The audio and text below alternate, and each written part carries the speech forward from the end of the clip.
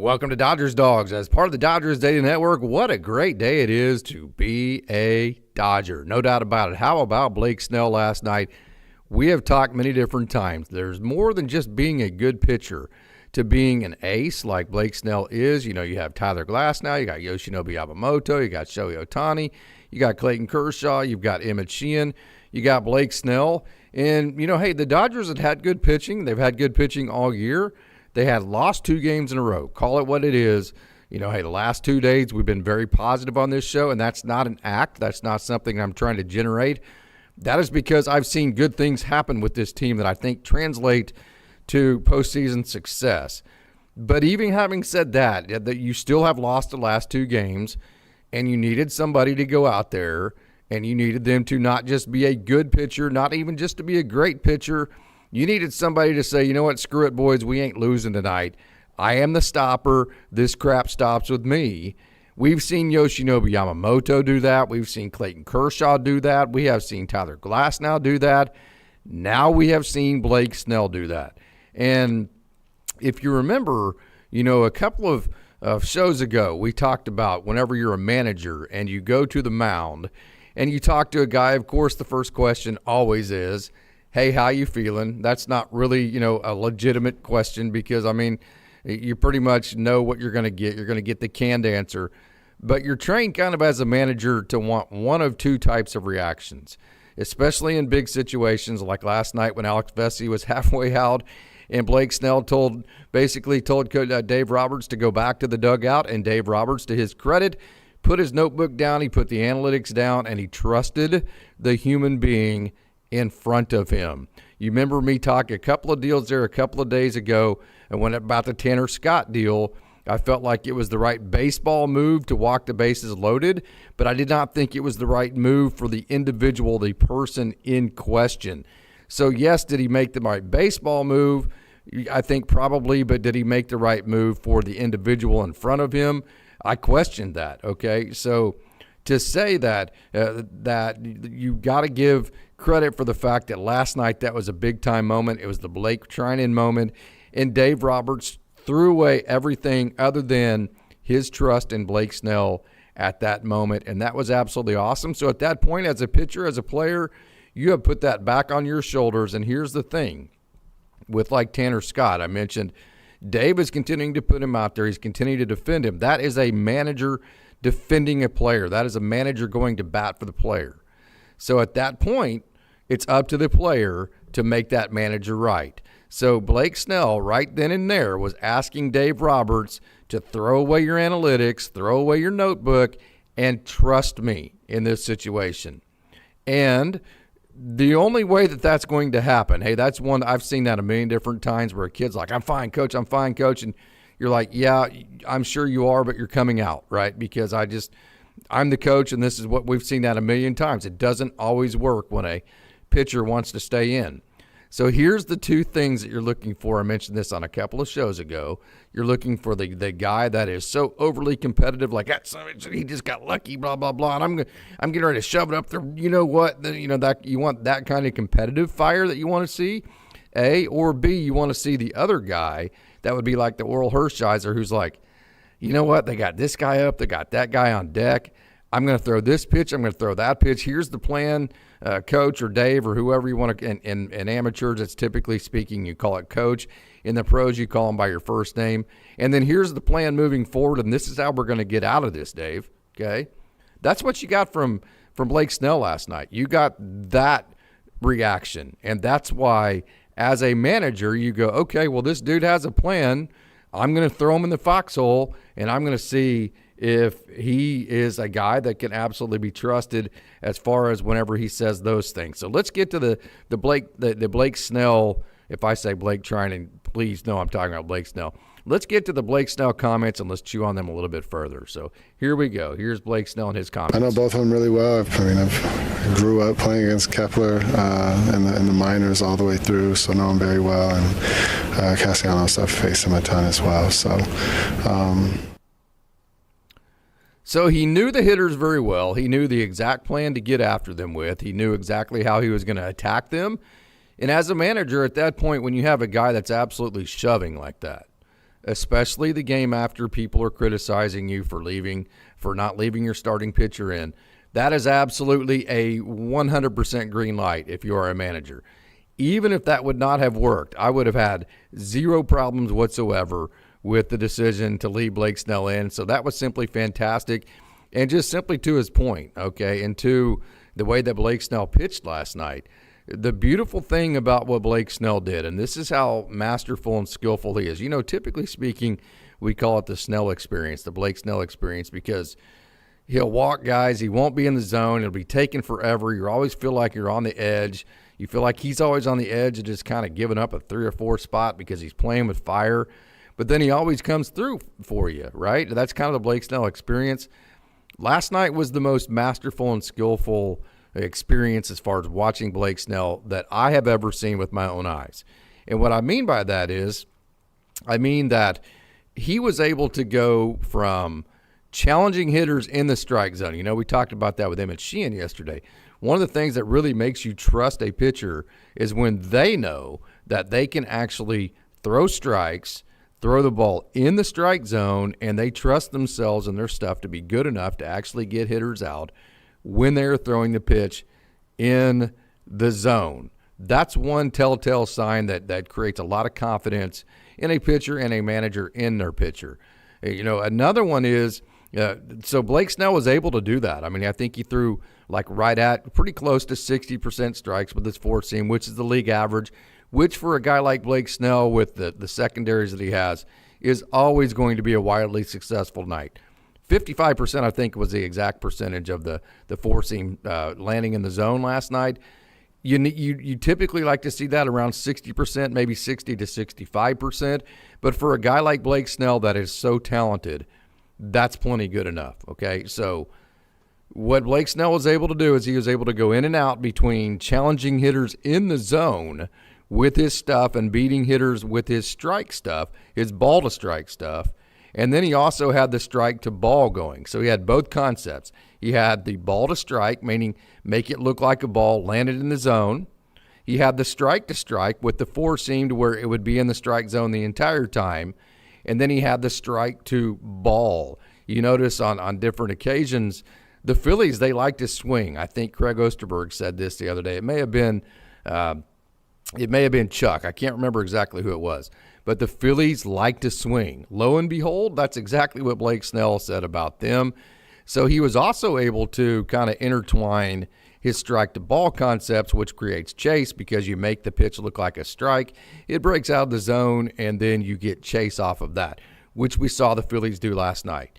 So how masterful was this outing? It went way beyond just the 7 innings. It went way beyond just the results of what he got last night. As a matter of fact, Blake Trinan last night, 7 innings, 2 hits, no runs, 12 Ks, and 2 walks. It went beyond just those results. It was the concepts and the process of how he got there. The ball to strike to beat hitters in the zone, the strike to strike, the confidence in the strike to strike fastball pitches that he threw that beat the great Philly hitters, and then also the strike to ball concepts to gather chase. He had it all working. He had all of that sequence working.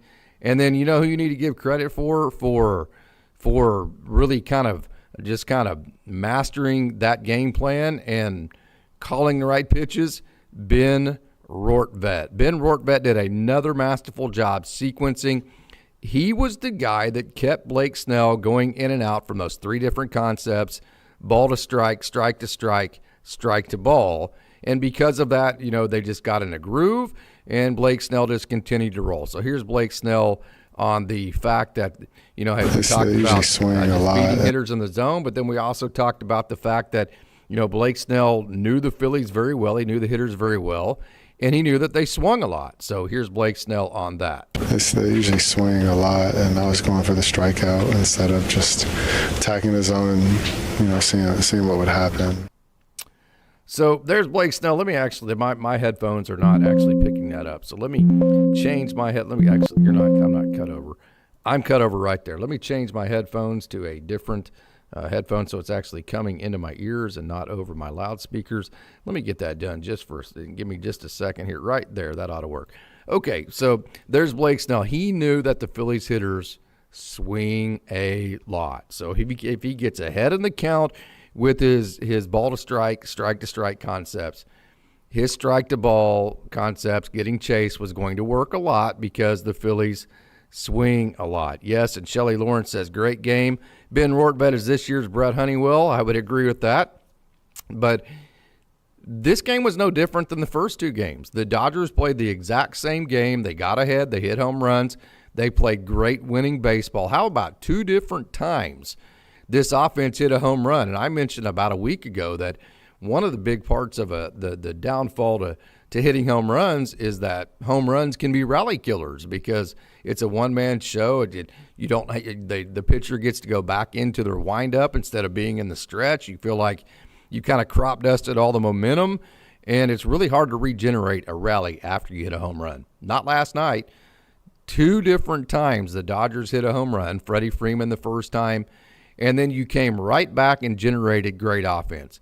How about the hit and run from Andy Pages against the lefty Jesus Luzardo? And that's such a crazy scenario that you just never see in baseball because a hit and run, first of all, is not a straight steal. It's a totally different deal. The runner at first base is instructed to get a later jump because it's not a straight steal, and you get a later jump to make sure that you don't get picked off because as the runner's going from first to second, they're not banking on stealing second base. They're banking on the hitter at the plate making contact. And typically speaking, you do that in hitters' counts where you know the pitcher has to throw a fastball, like a 1-0 count, a 2-1 count. Those would be perfect counts to do your hit and runs on because you're predicting that the pitcher is going to have to throw a fastball, and because of that, your hitter is going to be able to make contact. So it was a crazy scenario because you're supposed to get a late jump. But with a lefty, your rules are, typically speaking, we call them lefty rules. You either, if you're stealing, which a hit and run is technically a steal attempt, you go first move on a lefty, meaning you don't try to read anything because if you do, they're tricky. Hey, lefties try to cheat on that big leg kick. In fact, they do cheat on a leg kick. So the lefty rules are, hey, if you steal, it's going to be first movement. As soon as that lefty makes a first movement, you are gone. If they pick to first base, that's on me. That's on the manager for calling that in the wrong sequence. So typically speaking, a steal to second base on a lefty is a first move. And then also your secondary lead, typically for lefty rules, you teach them not to get their secondary until that front foot actually lands, because until that front foot lands, guess what they can do? They can still come to first base and pick you off. So your secondary you don't get until you see the foot down. We call it get the foot down. So because I say all that, you just very rarely see a hit and run against a left-handed pitcher because it breaks all your rules, right? It breaks the secondary rule when the foot's down. It breaks the first move because at that point, what is a late jump? I mean, a late jump, typically speaking, or technically speaking, if you're going to follow the lefty rules, would be don't get your jump until the front foot's down. Well, that's way too late. So it's a very awkward situation for the runner at first base as to when they're actually supposed to steal for second because, like I said, as long as that leg's in the air and the foot hasn't landed, Luzardo still can go to first base. So first of all, you just don't see a left on. You don't see a hit and run on a lefty like that, and then you just very rarely see it a hit and run executed as well as it was by Andy Pages in that situation. And then even though Kike didn't come through after that, you even more rarely see a 2-strike, 2-out hit by a catcher that's not even supposed to be on your roster that was batting 167 at the time.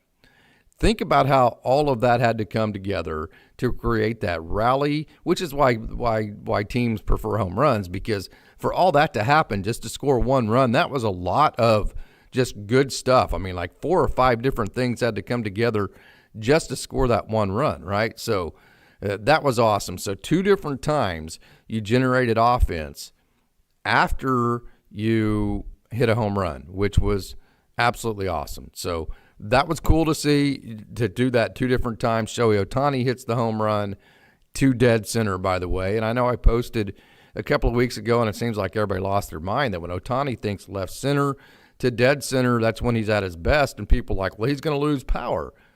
you actually have that wrong. Okay, I know that's the overall narrative of the opposite field gap, but actually if you break down Shohei Ohtani and the way he hits, he actually has about a 5 or 6 times higher percentage of hitting a home run to left center and to center field than he does to the pull side. His pull side percentage of home runs is way lower than his left center to center field home runs. He has the most amount of power of any hitter I have ever seen to the opposite field gap to dead center, and boy, he just nailed one last night. And then lo and behold, the Dodgers generate yet another run. Then you have the Blake Snell scenario. We're going to play that comment here in a minute. This was a big-time comment from Blake Snell. This was a comment that he's obviously already in the trust tree, but this comment right here, as a manager, as a teammate, as a fan, this comment that he made last night, to me, is one where I go, okay, Blake Snell is a pitcher that, yes, he's talented, but from a mental perspective, I trust him in every single scenario. So here's Blake Snell on that comment. We'll talk about it after. I don't want the bullpen to finish my innings. I'm very adamant about that. I don't want to put him in that situation. And I'm big on, I put myself in this. I want to find a way out of it. And then, that's kind of what was going through my head. So he didn't want to have to put his teammates in a position to bail him out. So whoever taught Blake Snell, this obviously happened at a younger age. Hey, man, you got yourself in this. Get yourself out of it. I mean, that could go to any particular lesson in life. Don't rely on others. Rely on yourself. You do it for yourself. Okay? That statement right there, that just kind of a self-responsibility for Blake. And I know it's easier to say after you've already gotten through it. I don't care. When I hear that as a manager, that, hey, let me work myself, I got myself into this, let me get myself out of it, that is the number one complaint that I have with young players, and then especially even in the high school level, is let them fail. Let these guys fail. There are times, you see it all the time in the minor leagues, where a manager isn't leaving a pitcher in because they think it's actually the best case scenario to win that game. They're actually leaving a pitcher in just to see what they got, to see if they have that if they have that moxie to them, if they have that grit to work through issues, because the biggest hang up for a lot of these guys is they can't deal with failure. So what Blake Snell is telling you right there, remember the press conference on Monday or Tuesday. Remember when Dave said these guys cannot be afraid to fail. Win, lose, or draw in that scenario, right? Blake Snell was showing a 100% zero fear of failure in that moment. That is inspiring. That inspires confidence. As a player behind that guy, that is a guy that I get in the foxhole with, and that is a guy that I will ride to the end because he is not afraid to fail. Does that mean there won't be times where he does fail? No, but that just means that he wants the ball and he is not afraid to fail. And because of that, yes, does Blake Snell have great stuff? Yes, that plays a huge factor into why he is so good. But as a Dodgers fan that really didn't know this side of Blake Snell, this was the turning point for me to go, yeah, that's my guy right there, because he is not afraid to fail. He wants the ball. And if anybody is going to fail, he wants it to be him and not his teammates.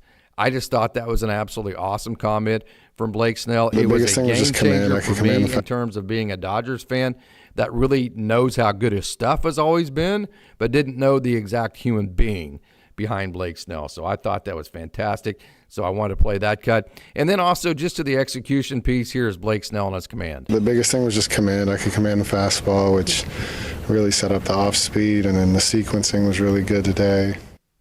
So the sequencing, that's what I was talking about just a minute ago. He went from the sequencing, what he's talking about is he went from ball to strike to get strikes. That goes to the command he was talking about.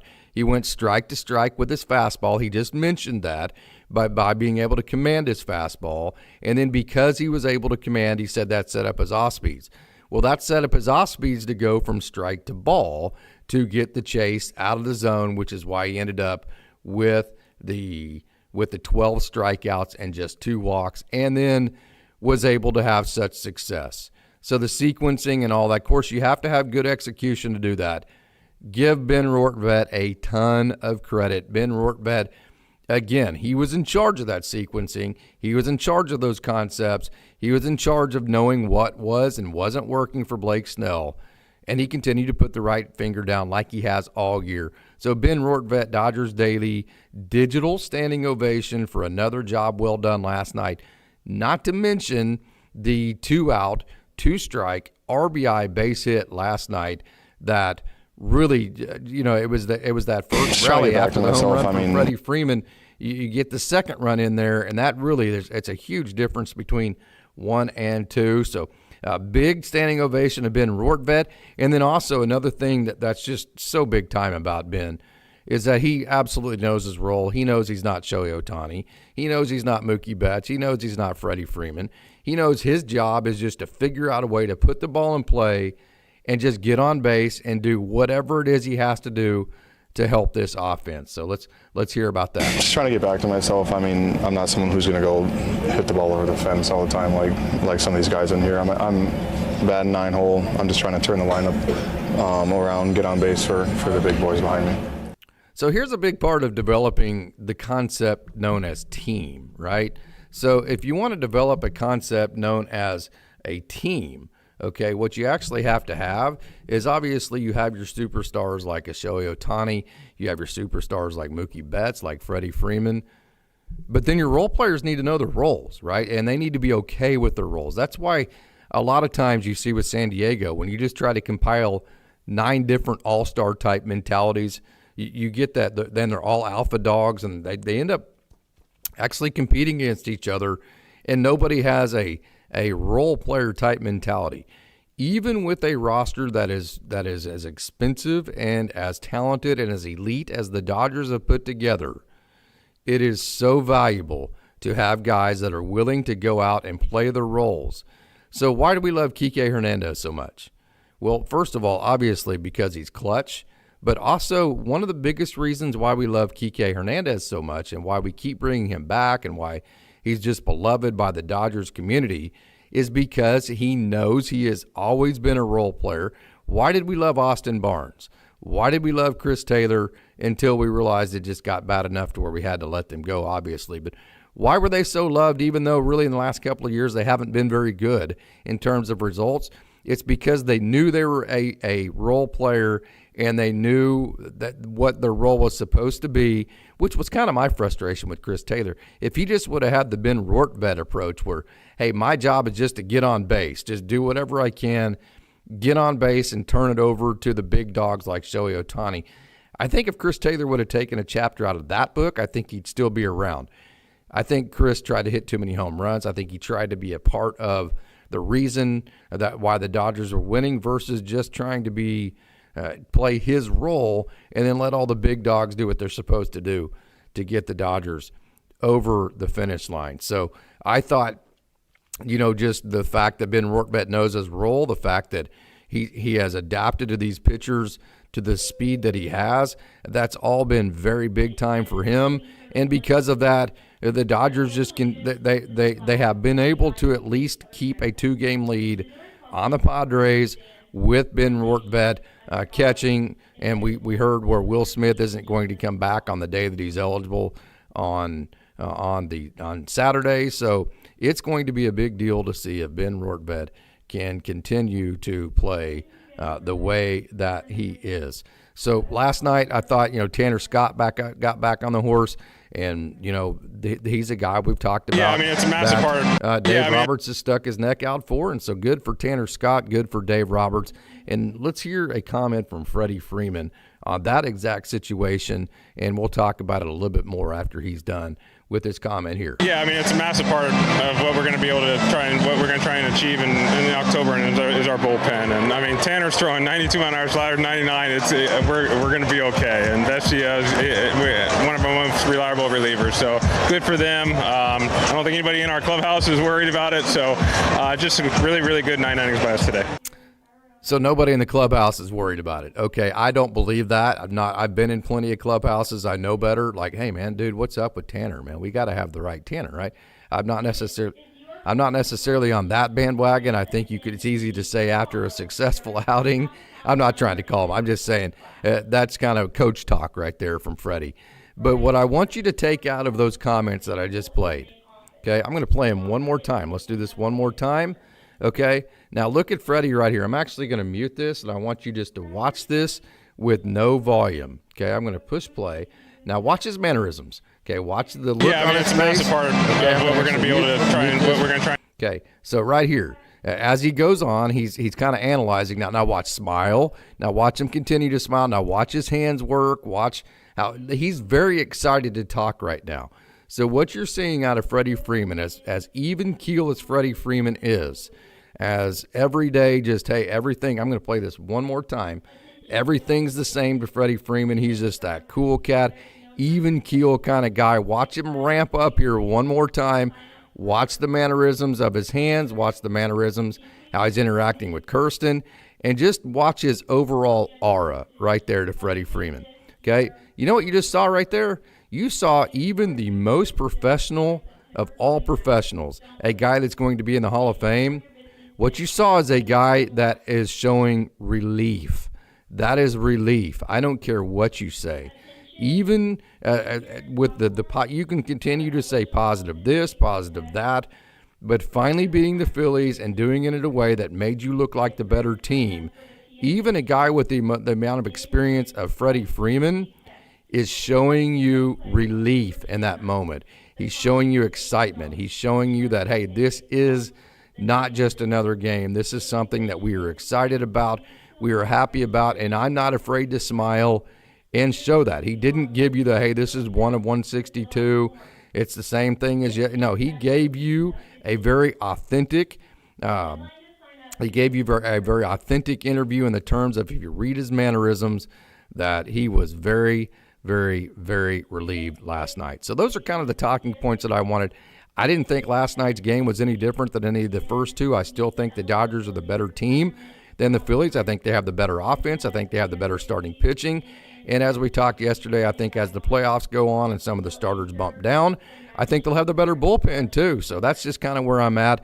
Let's get into some of the chat. We have a great lobby logged in. Doc finally used his gut feeling and felt Snell and left Snell in the game. Threw the metrics out the window. Thank God, CNAB. That is exactly what needed to happen. Tracy Cavillo, I agree. It was a great game. Craig Osterberg, this is because Dave wants to see what Snell is made of. That's what, ding, ding, ding, Craig. That's what we were talking about earlier. You see that a lot in the minors. Sometimes you just leave a guy out there and go, hey, let's see what this little boy's made out of, right? That was that moment. We all knew as Dodgers fans how talented Blake Snell is. Dave knows how talented Blake Snell is, but we don't have any background on the person of Blake Snell. So let's see what the person of Blake Snell has to offer here. Also, Dave didn't want to be booed relentlessly if he took him out, which after the home run, raise your hand if you were one that said, hey, Blake Snell needs to go all 9 innings. I'm going to be the first one to raise my hand there. So Chuck says, I have spotty internet, going to reset router. Be back in a few. Rort Vet is a stud. Ela Shiva. Shelly Lawrence says, great game. Ben R. is this year's Brett Honeywell. I don't know, says MLB Network, acting like the Padres versus Mets game was the little fight last night, not even mentioning the Dodgers game. That's fine. They'll have to as we make the playoffs. Looked like Rushing lost his backup catcher spot, at least for the remainder of this year, CNAB. I can't push back on that unless the Dodgers want to catch it. Carry an extra catcher, because in a 3-game series they don't feel like they need all 13 pitchers. You can't have 14 position players and 12 pitchers if you choose to go that way. So, and then also with Shohei Ohtani basically being your 14th pitcher, you could also carry both Rortvet and Dalton Rushing if you wanted to go there. Ela Shiva says also Rortvet is currently batting at .290 since becoming a Dodger. What a manufactured run. No doubt. O'Donnell boy. 2 different times. How about the hit and run? It wasn't just, this was a complete team win. It was complete offense. It was great pitching. It was everything that you want to see in a great team, and you got to see it last night. Killing noise. Salute Casey. Snell was so good. Way to really pitch with conviction and a purpose. Great to see Roberts leave him in the game, and Snell delivering. What an outing. Showed Dodgers fans that he is a dog. That's exactly what I'm talking about. We knew he was talented. We didn't know if he actually had. That's a good way to put it. We didn't know if he was, to what extent he is a dog. We got to see that last night. Hey, Casey, great comment on Snell. Thank you, Ela Shiva. Snell's interviews are so different than the others. Yeah, they are interesting. That's why I kind of like to watch them. Hey, Craig Osterberg, facts over feelings with Ben and Rush. You know me, I'm all about the meritocracy. I love Dalton Rushing. Ben Rortvedt has earned to be the backup catcher. I said that about 3 shows ago before anybody else was on that, Craig. So it is meritocracy, the merit system over the country club system, although I think in the future Dalton Rushing has a great future with the Dodgers, but as of right now, Ben Rortvedt has earned that spot. Cole says, Casey, I firmly believe the Dodgers set Rushing up to fail. He got no consistency or run time. Playing once every 3 or 4 days has stunted his progression. No trust, just trade him. I don't disagree with any of that. I think his roar was pitiful. It was terrible. It was not a role that allowed him to grow. It was not a role that even allowed him, put him in a position to succeed. But having said that, it is what it is. That's what the role he was given. He didn't perform as good as what I think Ben Rortvedt is performing right now. So even though I think all of that is true, Cole, I think it's also true to say that Ben Rortvedt has been better and has earned that backup spot right now more than Dalton Rushing has. So I think both sides of that are true, and that's kind of how I would go down on that. Yes, beat San Francisco. It worries me. Logan Webb really was not good last time the Dodgers faced him just a couple of days ago. I just can't imagine Logan Webb having 2 bad outings in a row against this Dodgers team. So this game tonight worries me because I just can't imagine any scenario where Logan Webb is not just absolutely awesome against the Dodgers. So this is going to be very tough, and the Padres are nipping at your heels. You're not going to catch the Phillies, but you do want to stay ahead of the Padres. I think your magic number is 2 to actually just make the playoffs, but just making the playoffs isn't the goal. At this point, the goal is to make sure you have home field advantage in that scary, scary 3-game wild card series. Chuck Uddleston says, one thing that's always bothered me when Roberts goes to the mound, that is making the change before he has talked to his starter. I agree. So it's not just what the starter's saying. It can be, but it's more just kind of, like that's why I wanted to play the Freddy Freeman comments and the Freddy Freeman interview there. It's more about just reading the body language, reading the mannerisms, and reading the human being, where they're at that moment. I totally agree, Chuck. I think you need to do that before you make your mind up. Don't have your mind already pre-made to where there's no way that you're going to change your mind, because if you see something that convinces you that you're wrong, then go with it. Go with your gut. No doubt about that. I think that's a great point. Making the change before you talk to your starter is not a good idea. Listen to the side, and because of that, I think Dave pulls guys too soon because he's going with the plan versus what he is seeing. I would not push back against that at all. Killing Noise, I truly do believe Rushing was going to be a real chance to succeed as the everyday catcher when Will Smith went down. Unfortunately, he got hurt right away. Really unfortunate timing. Yes, so bad role, bad timing for Dalton Rushing. It's all bad, so I think you scrap it. I think he probably travels with you to the playoff games. He gets to see it. If something happens to Rortvedt, he's on the taxi squad, and then you tee it back up next year. You give him a better role, and you see if you can find the best version of Dalton Rushing at that point. Ela Shiva says, Doc specifically called out Ben Rortvedt with huge kudos in yesterday's press conference. He absolutely did. We have been scratching the back of Ben Rortvedt for about 2 weeks now. I think we were probably the first ones to say that he is your backup catcher over everybody else you have in your system. We were the first ones to give him a standing ovation. So we are hey, I'm closer with Dalton than I am Ben. So trust me, that's hard for me to say, but facts are facts. Hey, thank you so much for joining Chuck and Cole. Rushing isn't failing. He is adjusting and learning. That's a great way to put it. That is great, Chuck. He's not failing. He's just adjusting right now, and it's going to take a little bit, and he'll be fine. So CNAV says, I believe Dalton Rushing is the future behind the plate. I'd like to see Will Smith play another position. maybe a little bit more first, maybe some DH as you try to be creative with Ohtani, as Ohtani, or Freddy Freeman as he gets older, maybe a little bit of third base, who knows. But I think that's probably a good idea there. Johnny Owen says Logan Webb career starts against the Dodgers, 6-7, 4.54 ERA. Yes, but I think he has a champion at heart. I just him having 2 really bad outings in a row. Maybe it'll happen. I don't try. It's like the one thing that Mookie Betts thing. Hey, don't doubt Mookie Betts. When you're as good as Logan Webb, I just don't. 2 outings in a row like that, I think would be very difficult. So I think tonight's going to be a tough game against Logan Webb. We'll see how that goes. CNAV Rortbed puts the ball in play. Doc told Rushing that he didn't care about slug, just have good ABs. Instead, he's striking out at an alarming rate, many looking or flailing at outside curveballs. Yeah, again, that goes back to that's why I wanted to play that role with Rortbed.